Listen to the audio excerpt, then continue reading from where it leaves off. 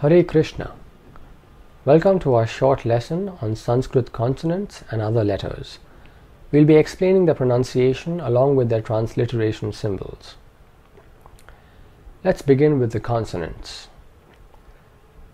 The word consonant comes from two Latin root words which literally translate to with sound. A consonant can only be sounded explicitly when it is given a sound by the use of a vowel.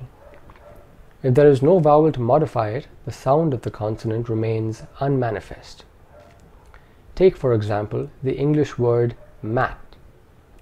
It ends with the consonant T, but that consonant is not explicitly sounded.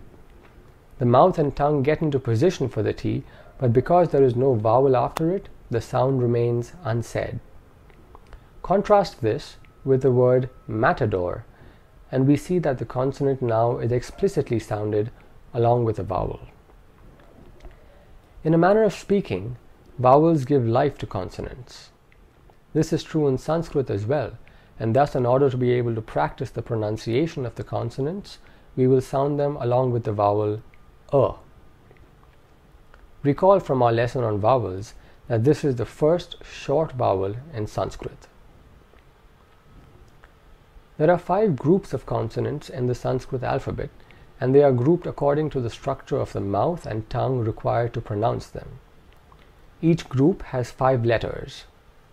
Let's take a look at each of these groups one by one.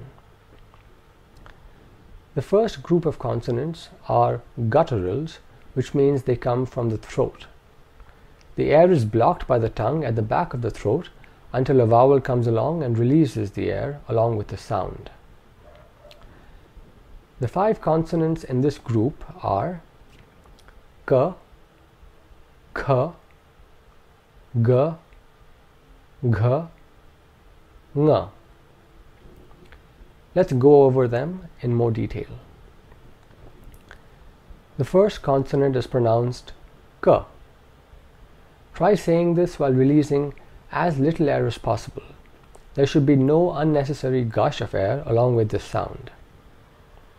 K. The next consonant is pronounced k. This is an aspirated consonant, and the air pressure behind the tongue is released with a little force along with the sound. K. The third consonant is pronounced g. It is similar to the first consonant, except that in this case the vocal cords are resonated and the sound comes from deeper in the vocal chamber. G. The fourth consonant is pronounced gh. This is similar to the second consonant. Air is released with the sound, but this time the vocal cords are resonated. The last consonant is pronounced ng. Just place your tongue in the same position as the rest of the consonants and then make a nasal sound. As we go through the other consonant groups, you will notice that this pattern for the letters in a group remains the same. So here we have the gutturals: k, k, g, gh, ng.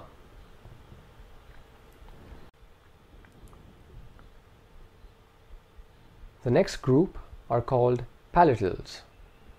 The tongue seals the air behind it by lying along the roof of the mouth, and that seal is broken by a vowel.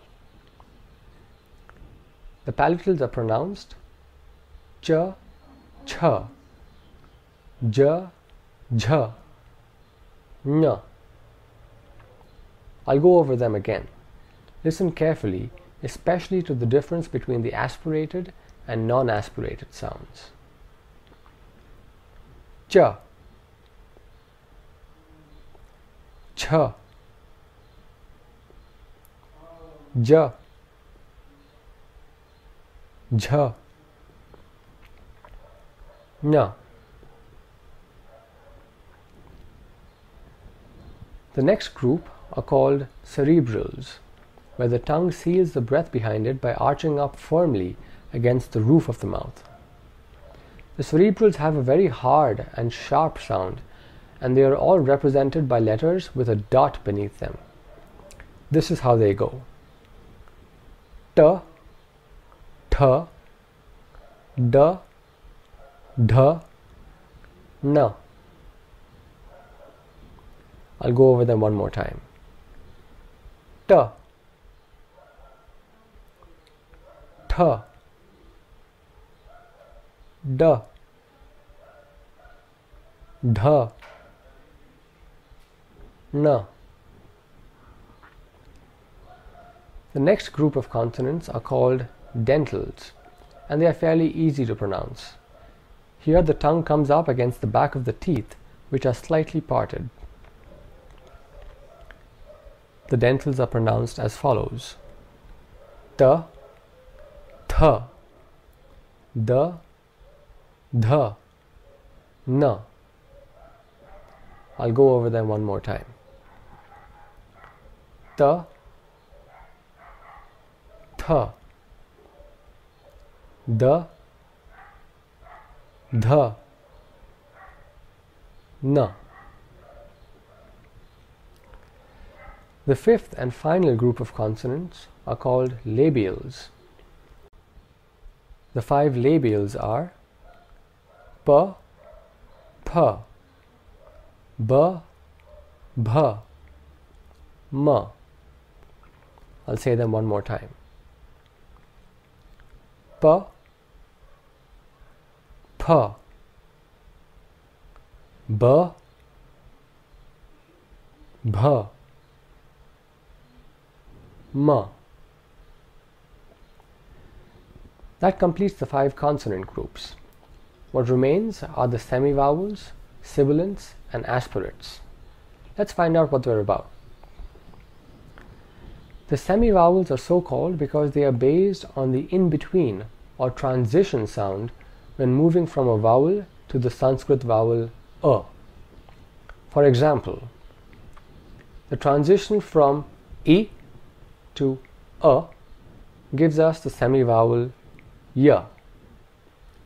I to a, I, a, I, a, ya, ya. See how that came about? Similarly, r to a gives us r. L to a gives us l. And finally, u to a gives us v, which is sometimes pronounced by rounding the lips, as in Swami. So the semivowels are ya, r, l, v. Very easy to pronounce. A sibilant is a hissing sound. There are 3 kinds of hissing sounds in Sanskrit. The first is a palatal sh. Sh. This is the sh of Shiva. The second is a cerebral sh. This is the sh of Krishna. Krishna. And the final is the dental s. S. Sh, sh, s. It is common for people to pronounce the first 2 without distinction, and this approximation goes unnoticed. Usually in Sanskrit words, the tongue automatically gets into position for the correct sh sound. Finally, Sanskrit has one aspirate, which is simply an expulsion of air along with the appropriate vowel sound. H. H. With this, we complete all the consonants, semivowels, sibilants, and aspirates in Sanskrit. Now let's go over the whole list on one page to see how they sound. We'll start with the 5 consonant groups. K, K, G, Gh, Ng. Ch, Ch, J, Jh, N. T, Th, D, Dh, N. T, Th, D, Dh, N. P, Ph, B, Bh, M. Next comes the four semivowels. Y, R, L, V.